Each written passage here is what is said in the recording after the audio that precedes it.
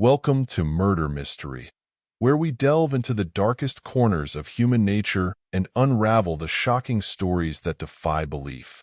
And today, we're diving into a case that shook the Hamptons to its core, a story of wealth, power, betrayal, and a brutal murder that transformed a picture-perfect life into a haunting nightmare. The sprawling manor house at 59 Middle Lane, nestled in the heart of East Hampton, was more than just a home. It was a symbol of high society success, a beacon of New York wealth that stood tall among the elite residences of the Hamptons. With its manicured gardens, a serene pond, and a luxurious pool, the 2.2-acre property was the epitome of affluence. The centerpiece of this estate was a grand, six-bedroom manor, designed in the style of an English country estate, exuding charm, sophistication, and a sense of permanence. For millionaire R. Theodore Ammon and his wife, Generosa, this estate was meant to be the backdrop of a perfect life. The couple, with their adopted twins, had envisioned a future filled with joy and tranquility. They planned to watch their children grow up in this idyllic setting, a place where every corner whispered promises of happiness and contentment. But as we so often see, appearances can be deceiving. 8 years after purchasing this grand estate, the Ammon family home took on a new, sinister identity: crime scene. It was in October 2001 that Theodore Ammon, a successful financier and philanthropist, was found bludgeoned to death in his bedroom. The brutal nature of the crime sent shockwaves through the Hamptons and beyond. The idyllic setting of 59 Middle Lane quickly became the contradictory backdrop for tabloids and news programs, which dissected every aspect of Ammon's life, his marriage, and the secrets that had been hidden behind the walls of his luxurious home. As investigators dug deeper, the story only became more tragic and sensational. Suspicion soon fell on Generosa Ammon, Ted's estranged wife, who was in the midst of a bitter divorce from her husband. But it wasn't just Generosa who would become a central figure in this twisted tale. Her new husband, a former handyman named Daniel Pelosi, would soon find himself at the heart of the investigation. Pelosi was ultimately convicted of Ted Ammon's murder, a crime that was as shocking for its brutality as for the sordid details that emerged during the trial. The case captivated the nation, not just for the high-profile nature of the victim and the sensational elements of the story, but also because it revealed the dark undercurrents that can exist even in the most seemingly perfect of lives. Yet, the tragedy didn't end there. In a cruel twist of fate, Generosa herself succumbed to breast cancer just 2 years after Pelosi's conviction, leaving behind the twins she and Ted had loved so dearly. These children, who had once been the center of a picture-perfect family, were now orphans, caught in a web of grief, loss, and public scrutiny. More than a decade after his father's murder, Ted Ammon's son Greg decided to confront the trauma that had defined his childhood. In 2012, he released a documentary titled 59 Middle Lane, named after the address that had been both a home and a symbol of everything he and his twin had lost. The film was an attempt to make sense of the confusion and pain that had surrounded them, a journey through the shadows of a life that had been forever changed by violence. The story of 59 Middle Lane is one that resonates on many levels. It's a tale of wealth and privilege, of love turned sour, and of the deep scars that a single act of violence can leave behind. But more than anything, it's a reminder that no matter how perfect a life may seem from the outside, the darkness that lurks within can never be fully hidden. As the Hamptons hummed with the typical summer buzz of socialites and vacationers, a darker narrative began to unfold behind the luxurious facades. 20 years ago, the talk of the town wasn't just about the season's hottest parties or real estate deals. It was the impending murder trial of Daniel Pelosi, the man at the center of one of the most scandalous cases the Hamptons had ever seen. Pelosi, a Long Island contractor and electrician, was not just any handyman. He was the man who had overseen the installation of the security system at 59 Middle Lane, the very system that few even knew existed. But in March 2004, Pelosi found himself in the spotlight for a far grimmer reason. He was arrested and charged with second-degree murder in the brutal death of financier Ted Ammon, the husband of Pelosi's lover, Generosa Ammon. The trial that followed was a spectacle of shocking revelations and salacious allegations that captivated the public. The courtroom became a theater of scandal as details of love affairs, secret espionage, wild spending sprees, conspiracies, and even bizarre claims of mystical spells were laid bare. The case, steeped in the glamour and excess of high society, had all the elements of a true crime drama, making it one of the most infamous scandals in Hamptons history. But who was Ted Ammon, the man at the heart of this tragedy? To understand the full scope of this story, we must look beyond the headlines and into the life of a man who, by all accounts, had achieved the American dream. Ted Ammon's journey began far from the opulence of the Hamptons. He was born and raised in New York, but not in the glittering world of Manhattan or the sprawling estates of Long Island. Ammon grew up outside of Buffalo, in a modest setting, alongside his sister, Sandy. Despite these humble beginnings, he was destined for great things. Ammon's academic path led him to Bucknell University in Pennsylvania, where he majored in economics, a choice that would set the stage for his future success. After graduating, he entered the executive training program at Bank of America, launching a career in finance that would be nothing short of meteoric. His personal life, however, was marked by both highs and lows. He married a fellow trainee from Bank of America, but after about a decade, their marriage ended amicably. Yet, Ammon's professional life continued to soar. Remarkably, he passed the bar without ever attending law school, a testament to his intellect and drive. Ammon's career in law and private equity took off, culminating in his involvement in one of the most publicized corporate takeovers of the 1980s, the RJR Nabisco deal. This high-profile event catapulted him into the financial stratosphere, making him a multimillionaire and solidifying his place among New York's elite. By the time of his death, Ted Ammon was not only wealthy but also deeply involved in philanthropy. He had donated $15 million to his alma mater, Bucknell, and had become the chair of jazz at Lincoln Center, leaving a legacy that extended far beyond his financial achievements. But despite his success, the end of Ammon's life was not one of peaceful retirement or quiet enjoyment of his wealth. Instead, it was marred by betrayal and violence, his final moments spent in the very home that was supposed to be a sanctuary for his family. The case of Ted Ammon's murder and the subsequent trial of Daniel Pelosi reveals the darker side of ambition, love, and the human capacity for deception. It's a reminder that even in the most seemingly perfect lives, darkness can lurk, waiting for the right moment to emerge. As the trial progressed, the details that emerged painted a picture not just of a crime of passion, but of a premeditated act driven by greed, jealousy, and a desire for control. Pelosi, who had quickly married Generosa after Ted's death, was portrayed as a manipulative figure, someone who had wormed his way into Generosa's life and, by extension, into Ted Ammon's world. The defense argued that Pelosi was merely a scapegoat, caught in a web of circumstances beyond his control. But the prosecution countered with a compelling narrative of a man who saw an opportunity in the crumbling marriage of Ted and Generosa, a man who was willing to do whatever it took to seize that opportunity. In the end, Pelosi was convicted of second-degree murder, a verdict that brought some closure to a case that had gripped the nation.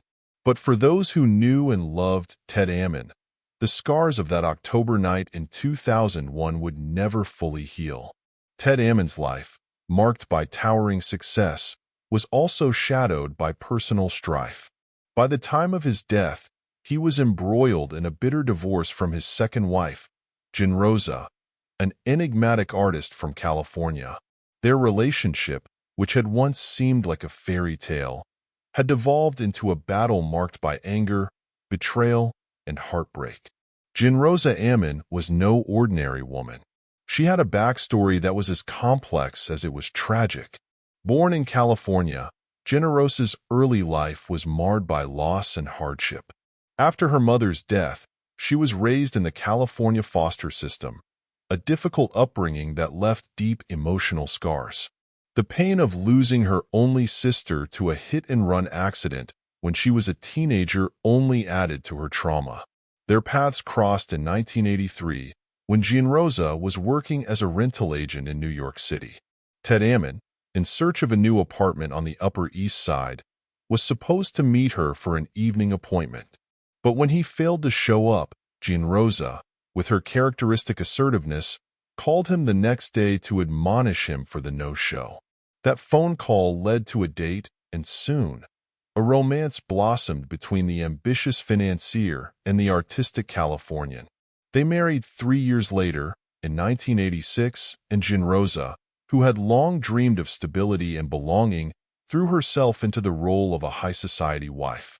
The couple seemed to have it all: wealth, status, and a beautiful home. But behind the scenes, their life together was far from perfect.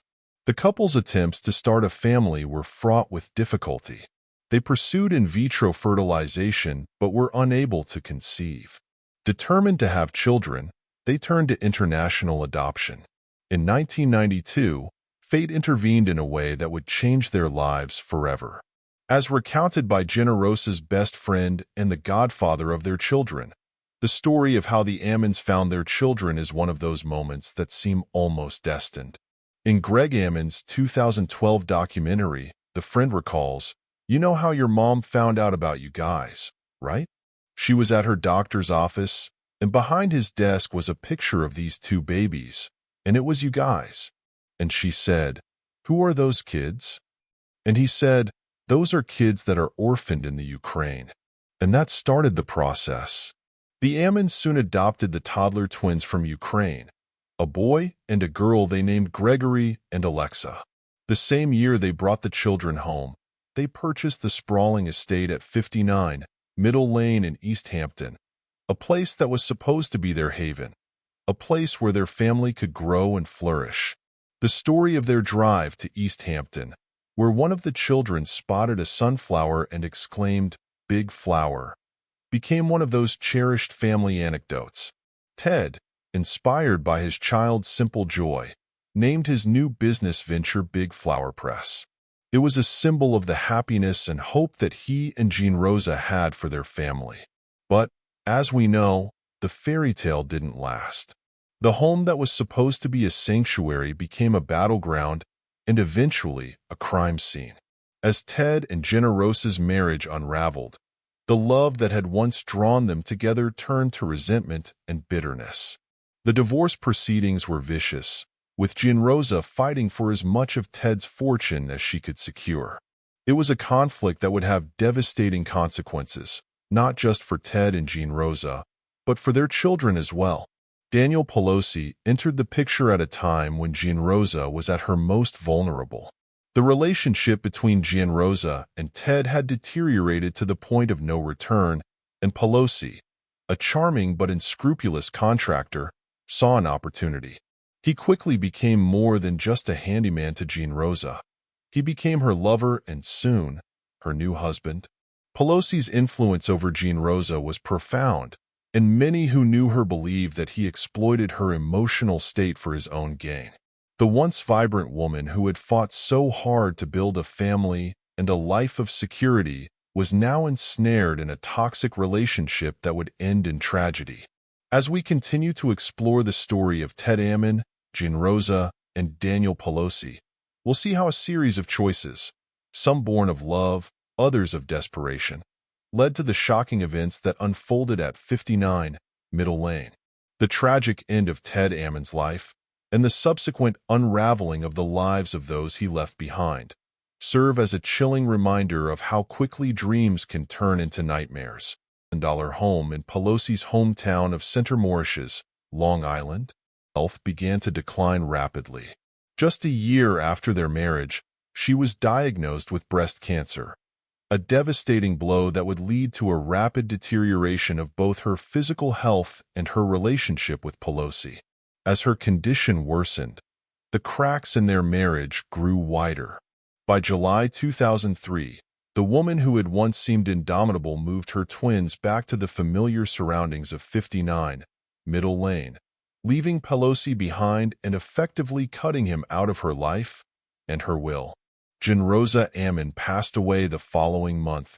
In August 2003, her final months overshadowed by illness, estrangement, and the unraveling of the very life she had fought so hard to control. Her death marked the end of a tumultuous chapter, but the legacy of betrayal, greed, and violence she left behind would continue to echo long after she was gone. With both Ted and Generosa gone, the focus shifted to the man who had come into their lives so suddenly and with such devastating consequences, Daniel Pelosi. The investigation into Ted Ammon's murder intensified, and as detectives began to piece together the events leading up to that fateful October night, the truth that emerged was as shocking as it was tragic.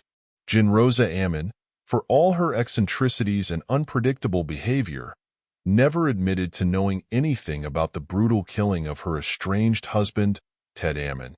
Even as her life was drawing to a close, she maintained a stoic silence, leaving authorities without a public suspect by the time of her death in 2003.